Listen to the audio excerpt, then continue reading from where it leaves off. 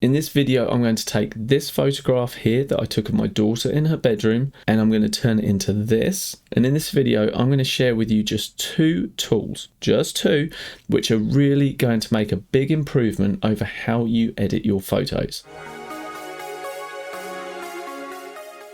It was England's first game in the Euros today, 1-0, get in, but kick-off time here in New Zealand, 2 AM. Ouch. Anyway, enough about the three lions. You guys have been requesting this. Last video I put out there was me demonstrating how I photographed my daughter in and around our home. I was super excited because for once I was sharing a video that wasn't me sat behind this desk. But anyway, I'm back here again because a lot of you asked for me to share how I did the editing. Now, if you guys are familiar with Luminar AI, you'll already know this to be the case. But for those of you who haven't used it and have only heard of Luminar AI, you may be under the misconception that a lot of people were when it first got released. And that is that the artificial intelligence is going to be taking away your ability to have creative control over your images. For sure, if you're a new photographer, new to photo editing, of course you can leverage the AI to improve your photos. No worries there. But what if you want to take a little bit more control? Can you do that? Well, yes, of course you can. And in this video, I'm going to share with you just two tools, just two, which are really going to make a big improvement over how you edit your photos. In this video, I'm going to take this photograph here that I took of my daughter in her bedroom, and I'm going to turn it into this. Always feels a bit weird doing that because I haven't actually finished it yet, but you guys will be seeing what I haven't actually created yet. But that finished result is created with two tools that you have complete control over yourself. The first is the insanely powerful curves tool. Now, curves have been around in photo editing software since day one, and the reason that they are still there today is because of just how powerful they really are. If you've never used them before, don't worry, because I'm going to hold your hand. I'm going to walk you through exactly what you do, why you do it, and hopefully you'll have a really good understanding of them by the time we're done. And if you are familiar with curves for adding contrast, things like that, hopefully the things I'll share with you here will actually allow you just to level up your curves game. The second tool we're going to look at is the local masking feature. And this really opens a world of opportunities for you. If you're a Luminar AI user, you just cannot overlook this tool. So with that being said, well done, Gareth Southgate. Hopefully you guys have seen the video where I showed how I actually took these photos in and around my house, but if you'd like to see that, I'll put a link in the top corner of this video or alternatively in the description below. You can see from the photographs in this catalogue that I created quite a bit of variety just from photographing in my bedroom, my daughter's bedroom, and even on our bathroom floor. So if you want to see that video, go ahead and check that out just to give you a bit of context around these photos so you know what we're working with. A lot of you requested in the comments that I share my editing techniques for these, and of course I will share more edits along the way, but in this one I'm just going to focus on one photograph, keep it really simple, and those two tools we discussed before. But the techniques I'm going to cover will be applicable to any photograph, any portrait. You can take these tools and use them for anything. But this is the photograph I've decided we're going to work on for this one. Photographed with my daughter sat on her bed in her bedroom, sunlight coming through the window. That's what she's illuminated by, face turned in towards the sun. Very harsh light, very hard to work with, but I think this one works quite well. We've got a nice pink tonality through the whole photo, but the photo itself is slightly underexposed. I took this with my 70 to 200mm lens, and in this case I was zoomed to 125mm, and that works nicely for portraits, no distortion. I was at f2.8, which means that the background, even though the back of her bed is only a meter away from her, it's already starting to lose focus, and we can see if I zoom in here that we are nice and sharp on her eye here, and already just her back eye there is starting to fall out of focus. I like the lighting on my daughter and the fact that her gaze is taking us down towards the flowers here. I don't like the fact that her arm and her dress here is so bright that our eye is almost taken to this bottom left-hand corner, so that's something that I'd like to address.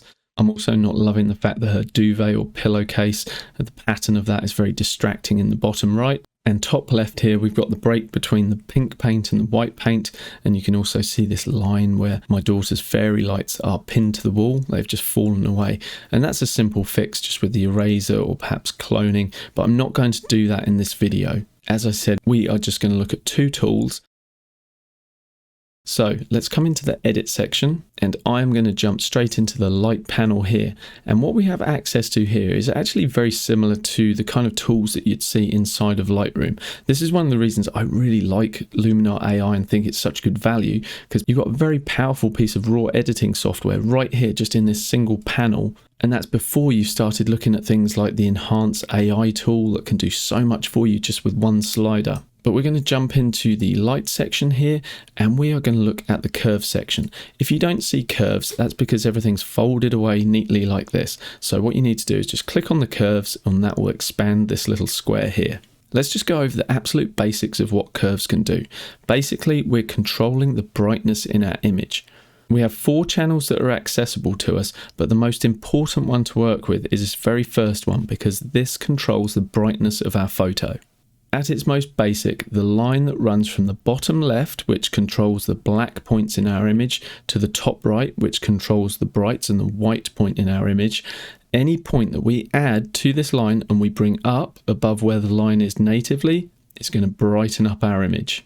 And we can just double click that point to get rid of it. Any points that we add to this line and we bring below the original 45-degree line there will darken the image. The curve tool is really great because it allows us the specific ability to control the brightness levels of specific tones in our images. Those of you that have used curves before may be familiar with things like creating an S-curve, which is bringing down the shadows, bringing up the highlights, and that is used to increase our contrast, as you can see here. And obviously that works because we're taking all of the darker shadow information and making that darker, while simultaneously we're taking the bright information which exists on the right hand side of this line and pushing that into the brighter section, thus creating more contrast. You can do the opposite of this to reduce contrast, so we can bring our highlights down and we can boost our shadows up. And now we have a version of our image that has less contrast, but there's so much more we can do. So I've double clicked those points to reset them, and now let's just look at the black and the white points.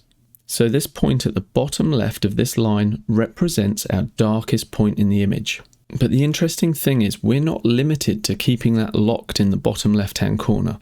We can actually grab this point and we can either push it to the right to make more pixels become pure black, or what we can do is actually push it up, and that's basically saying that we want to take the black pixels and actually brighten them up. We can use the same concept on the white point as well. We can grab this and bring it to the left, and in our case that's actually created now a pure white point in the image, which previously, if I reset it, we can see we don't have a pure white point, and we can see that by the histogram which is just laying in the background here. If you know that you have an area of your photo that should be pure white and the graph that sits in the background here kind of just drops off and then you have an area that's just flat, when that is the case, you know you need to grab the top right point, which represents the whites, and actually start bringing that into the left. And you need it to line up with where that graph starts. And once we let go, the histogram is redrawn to represent the new distribution of the tonal values inside our photo. So on the left we have black, on the right we have white, so we can see here that now we've pretty much got a pure white point, but we don't have any black. If I pull this black point back down all the way to the bottom and let go, now you can see this histogram, which shows us that distribution of our tones in our image, now starts at that true black point. So when you're working with curves, you have the option to use your curves to correct your image, or you can use them more creatively. For example, if you wanted to be like crazy and super extreme, we could take our black point all the way up to white, take our white point and drop it all the way down to black, and now you've got an inversion of the original image. So honestly, by just grabbing these points and playing around, you can create some really crazy effects. As I've reset those now and I start to do my edit, what I'm hoping to do is create a bit of a combination of the two approaches. I want to correct things such as the brightness of the photograph, the exposure, but I'd like to make more creative decisions as well, such as lifting our black point up, which is going to help us create a softer, more pastel look. So let's get that white point where we need it, and now I'm going to work on the contrast of our photo.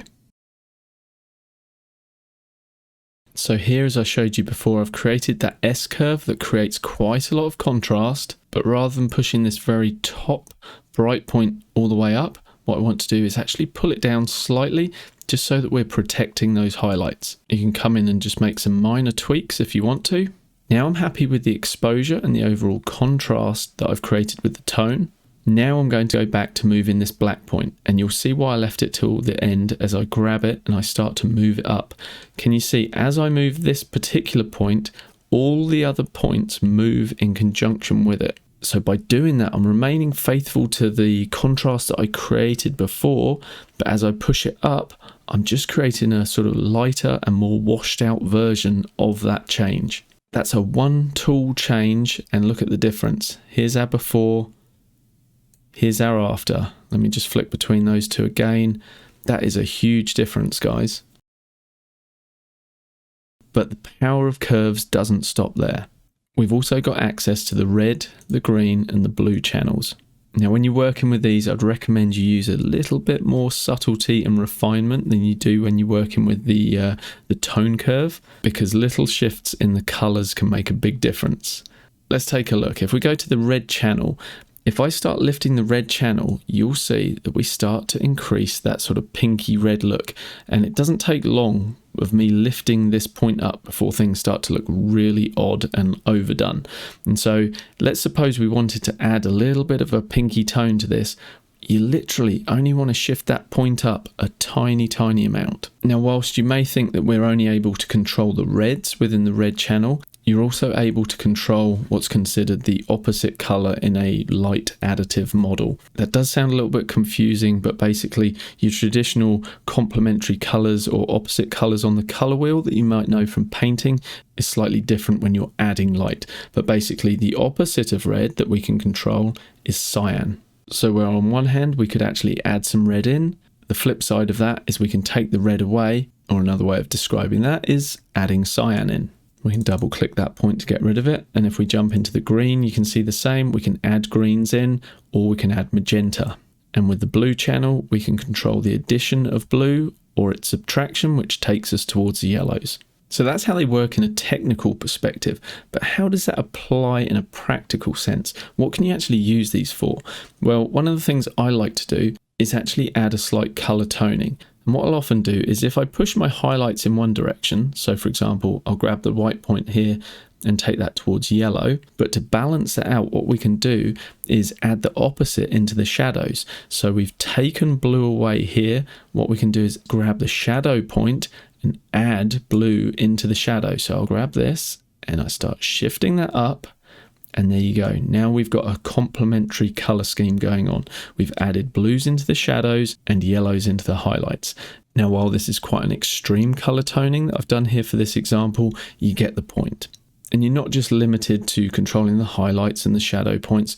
You can put a point in the middle and just boost the midtones in one direction or the other. So in terms of color toning as well, the curves are exceptionally powerful. For sure, they take a little bit of getting used to and to get your head around, but I seriously encourage you to play around with them and just see what you can create. Okay, I've reset the color channels inside of curves, and now I'm actually going to create my look.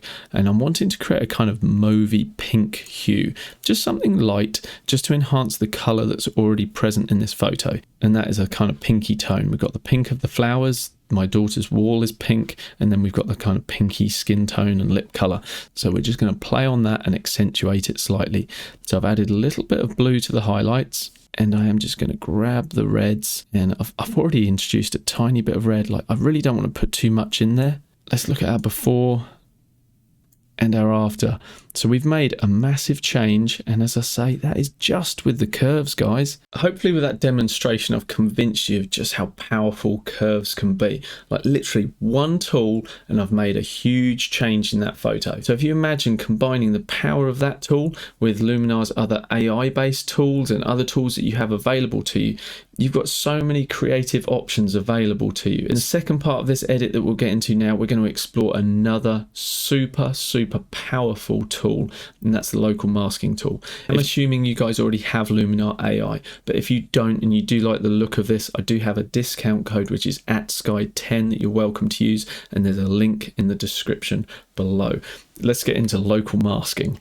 There's a specific reason why I'm going to be using the next tool I'm going to share with you, and that is to help control our viewer's attention. As a photographer, we always try and control where our viewer is looking within our frame using tools such as composition, how the lighting is landing on our model, things like this. But what about things that are a little bit beyond our control?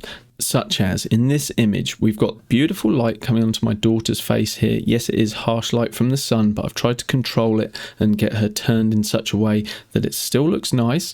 We've got bright light on the flowers here, but there's also this very, very bright light on her arm and a little bit on the dress here, and that is really grabbing the viewer's attention. What I want to be able to do is just reduce the exposure of this area just a little bit, and even maybe darken down the edges as well, just so that our viewer's eye goes more towards this bright part in the center here.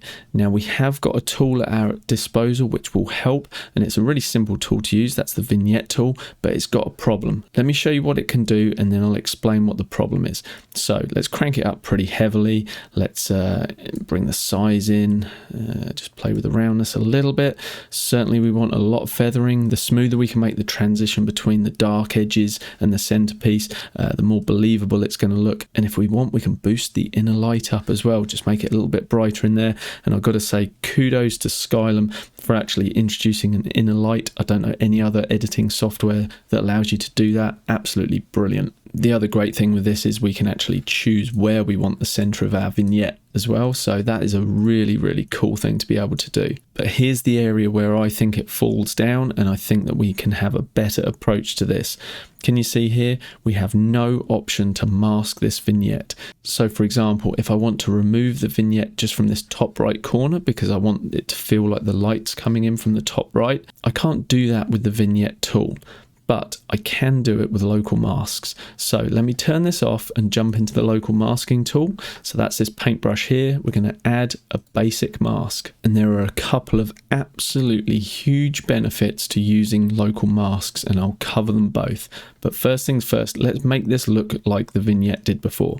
So basically we are going to darken things down as if we're darkening the edges. And to create the vignette mask, we're just going to come to the mask section and choose a radial mask, and we're going to click and pull out so that we're creating a nice circular mask. And just like that, we have a kind of vignette where in the center of this circle we have none of this effect here, and then from this center circle to the outer circle we have a transition from 0 to 100% and just a soft gradient in between. So it's very similar to the vignette tool we used before. But here comes the brilliant part. With the vignette, we were just limited to darkening the edges. As I said before, there are more things we can do to guide the viewer's attention.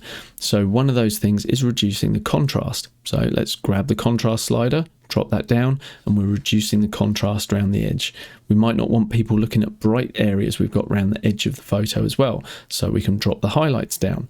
We could boost the shadows, and that's also going to reduce the contrast by bringing the highlights and the shadows to a more of an even playing field. Now, the structure AI, this is interesting. If I push this all the way to the right, you'll see that we're basically achieving the opposite of what we want. We're creating a lot of local contrast. All of a sudden, I'm aware of this cross pattern on my daughter's duvet. I'm aware of where her fairy lights have fallen down here and the split toning in the paint.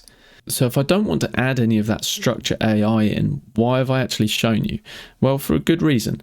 If this is bad, reset is better. What if we go further to the left and reduce the structure even more? All of a sudden we've got this kind of soft, painterly look around the edges. For sure, it's far too much at the moment like it is, but you see where I'm going with this. It's just softening everything off around the edges. So we can use this knowledge and dial this in to a point that we feel it's right for our photo. Having that option as well is fantastic. You just can't do things like that inside of the vignette tool.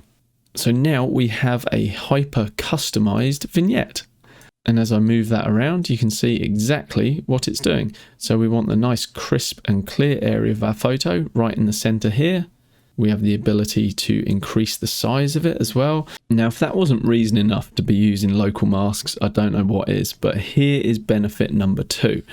we can further refine this mask. We can jump into the paint tool and we can actually use the eraser to take this away from where we don't want it. And it's not an all or nothing. What we can do is set the opacity. You've got 100%, so that'll just take away that effect straight away. Or we can reduce the opacity to something like 25%, something like this. Click and start painting it away.